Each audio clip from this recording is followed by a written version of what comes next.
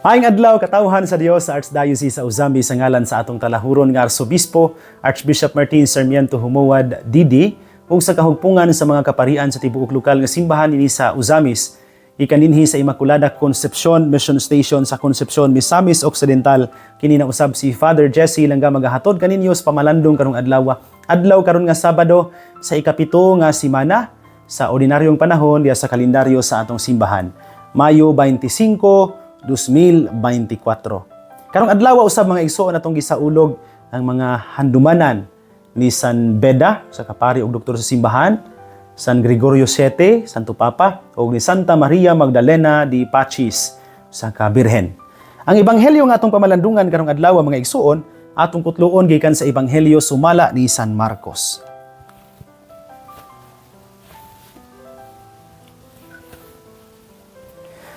May pipila ka tawo nga nagdala og mga bata ngadto kang Hesus aron sila hikapo niya apan gikasab-an sila sa mga tinun-an. Sa pagkaalinggat ni Hesus niini nasuko siya og miingon sa iyang mga tinun-an, "Paaria kanako ang mga bata. Ayaw sila did-i kay ang gingharian sa Dios ila sa sama niining mga bata. Timan-in ninyo kini. Ang dili mo dawat sa paghari sa Dios sama sa usa ka bata, dili mahisakop niini. Unya iyang gipangugos ang mga bata, gitapion ang iyang mga kamot kanila o gipanalanginan sila." Mga igsoon, ang ebanghelyo sa Ginoo. Daygon ikaw o Kristo. Mga igsoon ko diyan ni Kristo, maayong adlaw pag-usab kaninyong tanan. Sa may tan-aw nato karong panahona sa mga bata diha sa atong katilingban, kalipay ba o disgrasya? Tungod ni kay dihay usa ka higayon nga nakaduaw ko og mga lamang ko'y mga kaning sana mga kapilya nga ang mga tawo kinahanglan ko nimo bitaw sana kanang imong pakigsandurutan ba aron mosimba sila. Di usa ka higayon nga nakaduaw kog mga balay panimalay sa usa ka kapilya dinhi sa parokya. Nya di usa sa balay nga akong naduaw anang adlaw nga na bag-ong natawhan og bata no. Kanang murag wa ko masayop mga usa ka semana pa lang gyud tingali to, duha ka semana ba to nga natawo ang bata. Nya samtang nag-istoryahanay mi ana sa kining apuhan sa bali ang tagiya sa balay ang pamilya pero dito gapuyo ang ilahang murag sa side sa lalaki nga parents no. Nya mo hiniatubang nakuha ng adlaw ang lolo kibali, lolo og lula sa bata. Nya istorya na mi ana no, kumustahay ngano dili mo simba, kinahanglan mo simba gyud. Many other things no nga patong itudlo sa katisismo para sa mga tao. Nya timing kaayo nga samtang nag-istoryahanay mi within the duration sa among pag-istoryahanay mga 5 minutes naghilak ang bata sulod sa lawak no. Nya balay gamay rabiya gyud kaayo ang balay no kanang pareha ba nga dagko bitaw lagyo bitaw na mga kwarto sa bukid balay mura pa gina no divisionan lang ana og gamay kaay nga lawanit or plywood o usahay gani kining lipak gikan sa kawayan. Gilag ng bata pero wag na ko baliha to no, wala na ko pansina. Samtang nag-istoryahan na mi ana hingkalit og murag gisapot tingali to ang apuhan nga babae niingon siya nga samuka pud aning bata. Uy, sige gilak. Samok kuno ang bata no. Samok. So kung maliko ng pangutana. Sabay tan-aw nato sa mga bata karon sa atong katilingban, kalipay ba or disgrasya?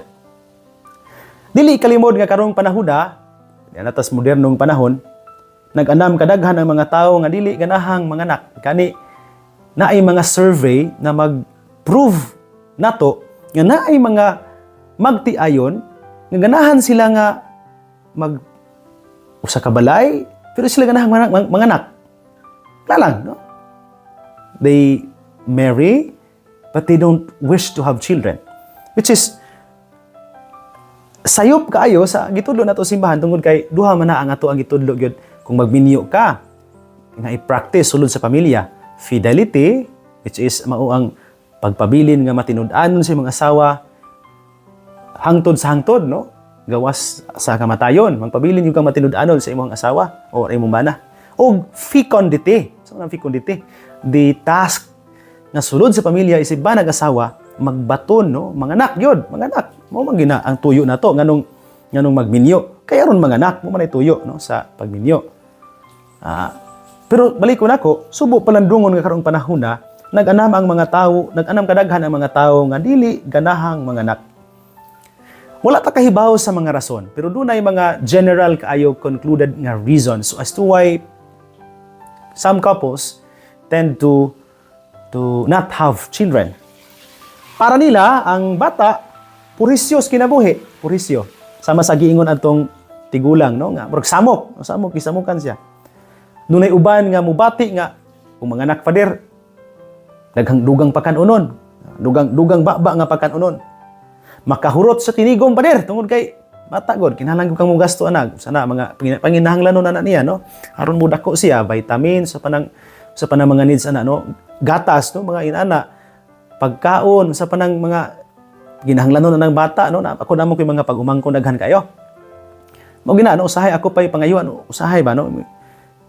Kuya, ana, wala na kuan si kuan, walay vitamin si Dudong, ana, si Inday, no? Damo provide mo tagay binangga ko po nato ato mga igsuon, ato mga manghod. Labi na ang ilahang mga anak, no? So, inana ng mga rason, no? Dugang baba pakanunon, makahurot sa tinigom, dunay mo ingon nga babag sa kuan pader, lakwat sa kay di na ko kalaagog unsa na kanang makaanak na. Ang uban makadaot sa purma pader kini mga anak ka di ay mawa ang kasiksi sa mga babaye, no? Mawa ang imuhang nindot kay nga lawas kay makabaton ka anang mga wrinkles sa tawagan kining mga biri-biri man tingalinas Binisaya, no?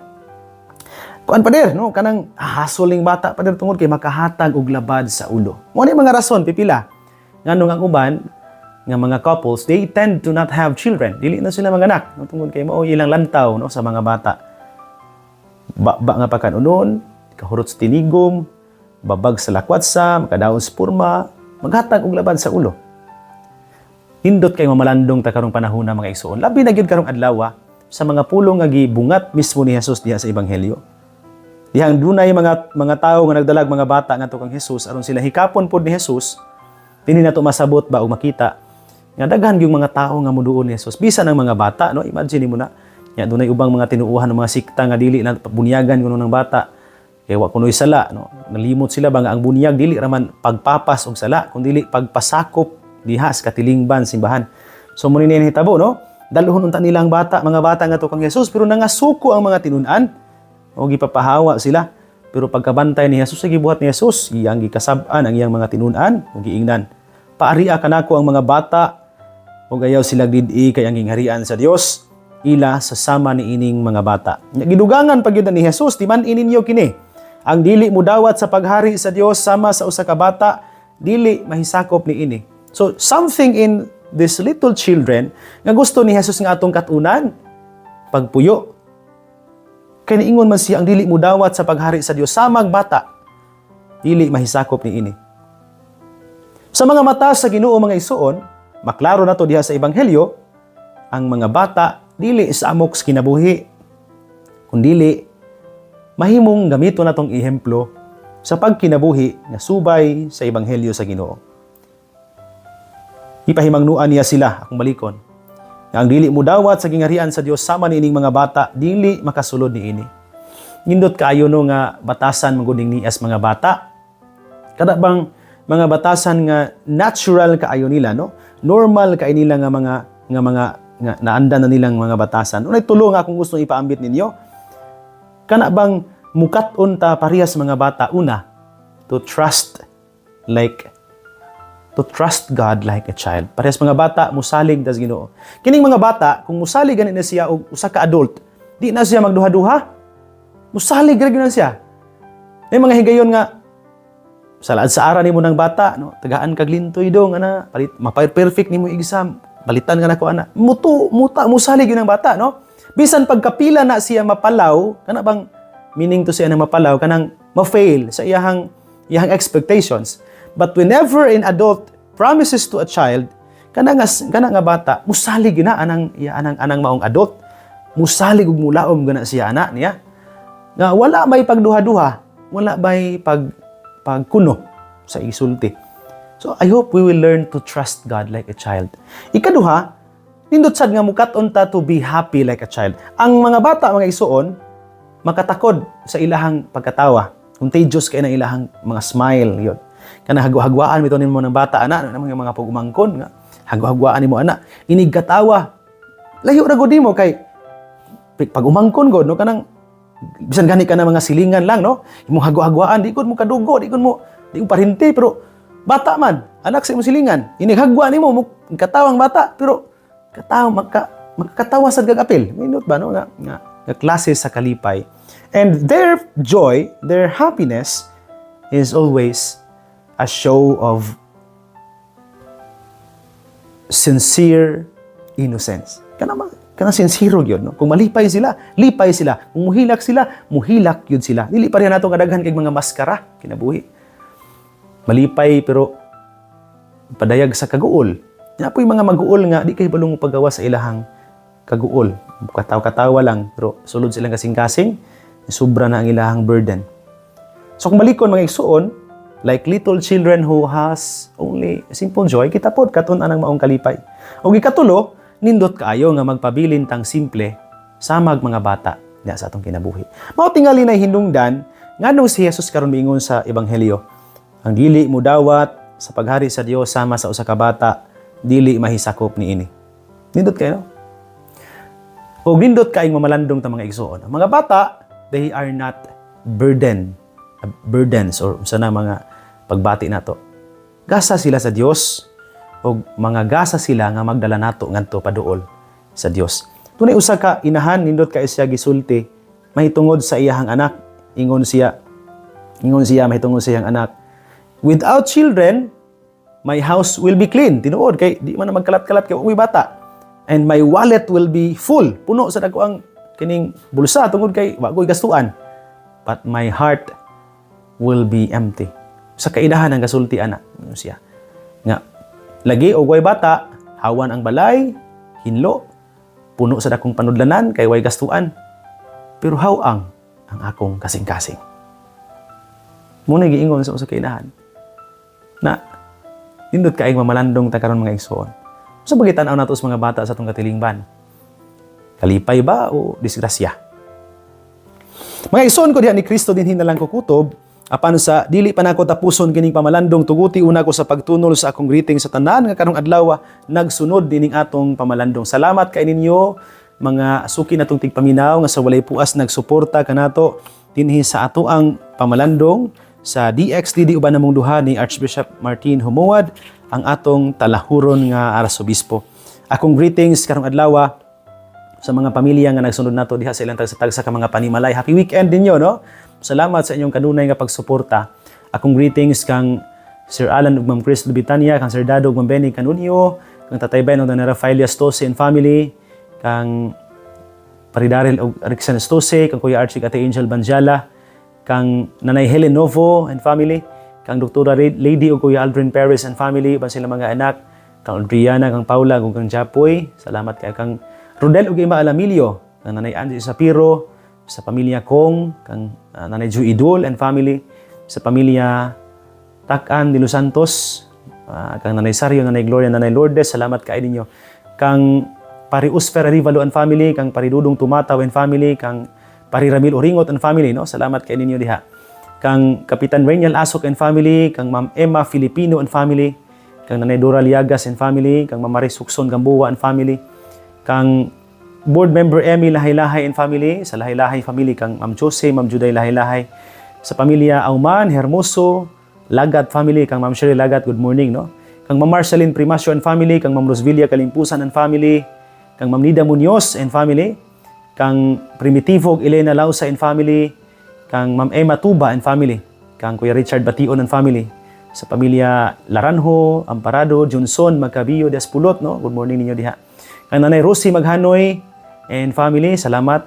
Kang Pari Julmar Sige and family, sa pamilya Alforque, kang Sir Imo Nelson Limpahan and family, kang Sir Sani ug Ma'am Bebe Neri and family, kang Kuya Sani Gati Marites Waminal and family, kang Nanay Grace Ann Pang-an, may buntag, no? Kang Ma'am Janice Sinilong, sa iyang silingan, si Ma'am Luz Oculares, may buntag, no? Salamat kay sa pagpaminaw kanunay, no?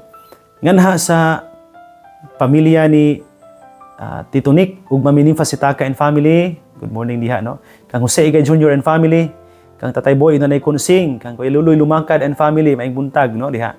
Sa mga naa diha Clarin pod no, kang Don Miguel Nunez, kang Ma'am Evelyn de Gracia, Ma'am Helen Acompañado, Ma'am Gabriela Acalar, Ma'am Arlene Palgan, salamat kay ninyo no. Kang Sir Joel Aclao, kang Marifiog Julen Nadion, kang Nanay Waning, kang Delma o Adela Bacod, maayong buntag ninyo diha no. Sa pamilya ko, sa Panaon, maayong buntag. Sa mga nagsunod nato diha sa mga parokya dapit diha bisan kun hinay na ang signal sa DXDD, pero makita man ta sa YouTube o sa Facebook. Maayong buntag ninyo diha no, salamat kaayo. Ako pod nga greetings sa tanan nga karong adlaw nagsulod nato diha sa ato ang mga social media platforms. Maayong buntag kaninyong tanan og happy weekend. Karong adlaw sa mga igsuon, atong i-appeal sa atong mga pag-ampo og sa atong pagtimbaya ang pagsaulog karong adlaw ni Father Henry Reveal sa anibersaryo sa orden sa iyahang pagkapari. Happy anniversary no, Father Henry Reveal. Si Father Henry Reveal mao ang kura paruko sa parokya ni San Mateo sa Aluran, Misamis Occidental. Ako mga pag-ampo pads no sa imuhang pagsaulog karong adlaw sa imong anibersaryo. Si Father Henry bisan kon senior na gyud sa namo no, magulang na gyud sa namo, pero isker kaayo pa ba no? Nya masigon kaayo nga nangalagad sa parokya. Salamat Pads Henry no og congratulations sa imuhang sacerdotal ordination anniversary. 1980 mo siya na ordain sa to pa. Tindugayan na niyo no, hapit na mag-50 si Father Henry sa iyang pagpangalagad no sa Archdiocese sa Uzami. Salamat kay Pads Henry no. And congratulations. Sa tanan nga nagsunod kanato nining atong programa, salamat kayo kang Mayura, Mayor Jessie Vinia, salamat kayo sa paghatod og bugas no. Kang Ati Nining Lukyas, salamat po kayo sa paghatag og bugas na ate no dinhi sa parokya. Salamat kaayo. Sa tanan nga nagsunod dinhi itong programa, sa mga nagsuporta o nagtabang kanato dinhi sa parokya, kaninyong tanan daghan kayong salamat. Mga igsoon, hindi na lang kukutob ayog kalimot ang pulong sa Dios, ang ayan gayod nga pamation, pamalandungan ug paningkamutan nga mapuy-an. Bulahan ang tawo nga naningkamot magpuyo sa pulong ni Jesus, sama siya sa kakahoy nga gitanumdaplin sa sapa. Kansang mga dahon bisan kunting init dili gayod malaya ug timpo sa tingbunga, muhatag siya kanunay maayong bunga. Igsuon ugma na usab uban sa panabang ug pangamas atong mahal nga inahan si Santa Maria, atong gitawag mga misamisnon ug ang Birhen sa kuta. Ang Dios sa kanunay magapanalangin unta kaninyo. Sa ngalan sa Amahan ug sa Anak ug sa Espiritu Santo. Amen. Magamping ug magampo kanunay igsuon.